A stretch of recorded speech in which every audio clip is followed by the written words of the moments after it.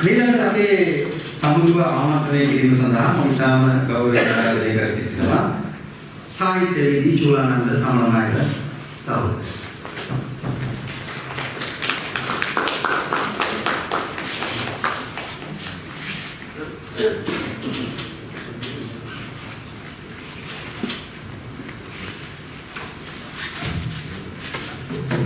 සිල්වදායි මාවතරයි මම පරිගණනා කරන බලාපොරොත්තු වෙන්නේ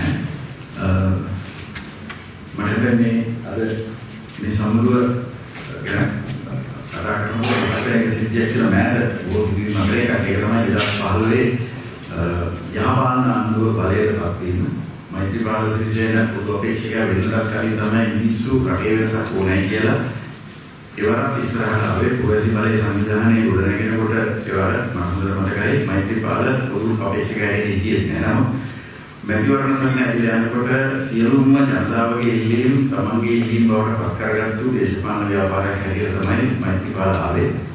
හැබැයි බලයටපත් වෙලා මුලින්ම දීපේක පොරොන්දුවක් තමයි මාළුගෑස් රෝහිත හිමියන්ව උපදේශක තනතුරකට පත් කරගන්නවා කියන එක. ඒක වහාම අවුතිලා ගියා. ඉතාම ඉක්මනින් මේ ආණ්ඩුව ඉවර වුණේ මෛත්‍රීපාල සිරිසේනගේ සරණ සමග ඒ ආණ්ඩුව සහායතුන් සියලු දෙනාගේ සමගියලා ඊට පස්සේ මම හිතන්නේ ආපහු ගෝඨාභය හරහා අනිත් පැත්තට ගිහිල්ලා ආපහු මේ යනකොට නැවතතාවක් මිනිස්සු රටේ වෙනසක් ඉල්ලලා හදාගත්තු ආණ්ඩුව මේක. ඒක නිසා මම හිතන්නේ ජනතාවට වගේම ආණ්ඩුවටත් දෙපැත්තටම වගකීමක් තියෙනවා. ඒකෙදී මම දකින්න එක දෙයක් තමයි අර ආණ්ඩුව වගේ නොවුනත් මේ ආණ්ඩුව සහ මේ ආණ්ඩුව පත් කරන්න මූලික වෙච්ච මිනිස්සු පොදු මිනිසුන් අතර බරපතල පරතරයක් අගාධයක් නිර්මාණය වෙලා තියෙනවා කියලා මම හිතන්නේ සංනිවේදනයේ විශාල අඩුපාඩුවක් ඒකට තියෙනවා. එකක් තමයි ආණ්ඩුව මට තේරෙන විදිහට මම දකින්න විදිහට ආණ්ඩුව තමන්ගේ මුඛ සෞඛ්‍ය පවත්වා ගන්න විශාල මානසික ආරම්භ කියන එක තමයි මට පළමුවෙන්ම දැනෙන්නේ.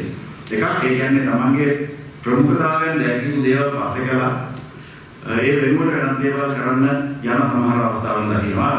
රාජ්‍යසේවය සම්බන්ධයෙන් දර්ශන සහෝදරයා කියද්දී අතිවිශේෂ කාරණයක් දකින්න මට දැනෙන දේ තමයි රාජ්‍යසේවය ඇතුළම රාජ්‍යසේවයේ නිසා මම දන්නවා.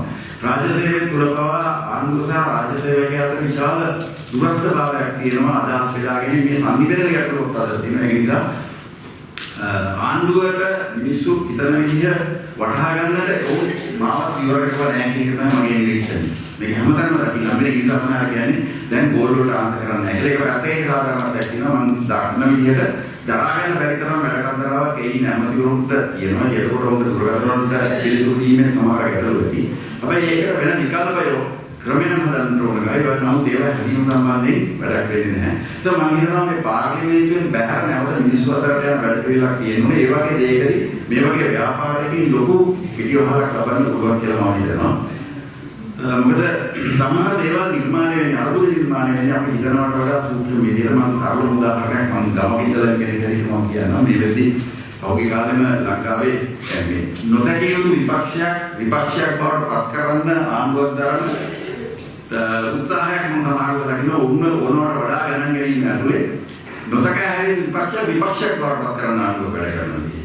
මේවා සමහර වෙලාවට පෞද්ගලික කාලෙම ආණ්ඩුවට එරෙහිව උන්ට තිබුණු තුරුක්කු බලයලා තියෙන පොල් මිල කියන්නේ. හැබැයි ඒවා සමහර දේවල් සූක්ෂම වර්ධනය වෙන්නේ නැති මම දන්නේ ආණ්ඩුව තේරුම් අරගෙන ඉන්නවාද කියලා.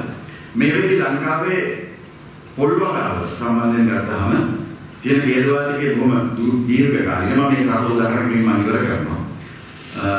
නමුත් මේ වෙද්දී ලංකාවේ පොල් මිල ඉහළ යාම ඉදිරියේදී විතරලා බරපතල වෙන නියමිතයි හේතුව තමයි මේ වෙද්දී ලංකාවේ පොල් හැටියට වෙළඳ පොල්ට එනවා වෙනකොට විශාල වශයෙන් කුරුම්බා කපලා කියන මට්ටමක් නිර්මාණය වෙනවා. ඒකට කියන්නේ සංචාරක කර්මාන්තය කියලා. මම අද උදේ මගේ ප්‍රදේශයේම ඉදිරියට හම්බලා කතා කරලා රුපියල් 60කට කුරුම්බා කියන මිල ගන්නවා. පොළොගිරි වෙලා යනකොට උගා කරලා බොරු කරනවා. ඒකින්ද අපිට ලාභයි කුරුම්බා කපලා විකුණන්නේ.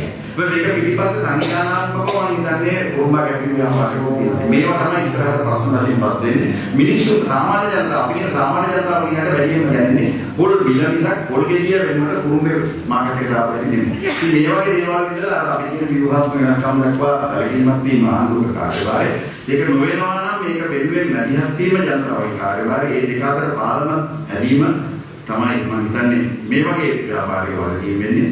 නැතුව අර දැන් ආණ්ඩුවට එරෙහිව විවේචනය කරන අපි කරේ මූලික කාරණා දෙකක් තියෙනවා. එකක් තමයි අර රජුරවන්ට නිදා ගන්න කඩු දීපු වඳුරාගේ කොටසක් එලා ආණ්ඩුව කියන ඕන දෙයක් ඔන්නේ විරහිතව ආරක්ෂා කිරීම. මම හිතන්නේ ඒක නෙමෙයි අපේ කාර්යය. විවේචනාත්මකව මේ වෙන්නේ නැති හැටීම. ඒ සඳහා අපි උත්සාහ දරන කියන එක තමයි මට කියන්නේ පොස්ටි. Siempre una chula en esa obrera.